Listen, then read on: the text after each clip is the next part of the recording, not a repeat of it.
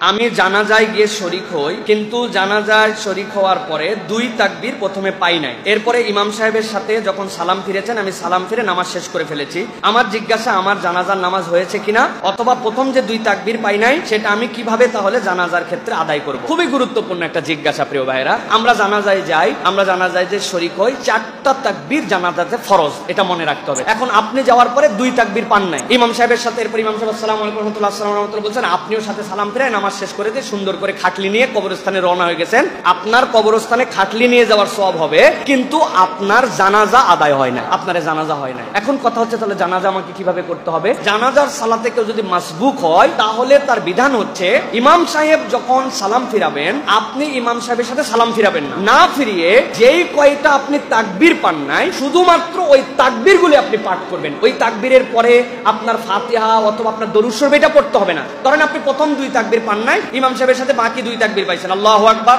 আল্লাহু আকবার, আসসালামু আলাইকুম রাহমাতুল্লাহ, আসসালামু আলাইকুম রাহমাতুল্লাহ। ইমাম সাহেব সালাম ফিরাইছে, আপনি দাঁড়ায় আছেন, আপনি দাঁড়ায়া এরপরে আপনি বলবেন আল্লাহু আকবার, আল্লাহু আকবার, আসসালামু আলাইকুম রাহমাতুল্লাহ, আসসালামু আলাইকুম রাহমাতুল্লাহ। এইটা বললে আপনার জানাজা পূর্ণ আদায় হয়ে গেছে।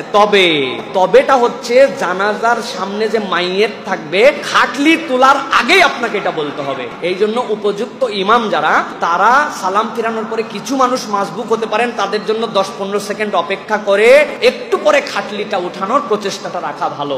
নামাজও শেষ সাত করে খাটলি উঠালেন, তাহলে পিছনের লোকগুলো আর মাসবুক হলে তারা আর এই তাকবীরটা বলতে পারবে না। এই জন্য আপনি শুধু তাকবীর বলবেন, খাটলি উঠানোর আগে আপনার তাহলে জানাজা হয়ে যাবে। আশা করি আপনার প্রশ্নের উত্তর পেয়েছেন।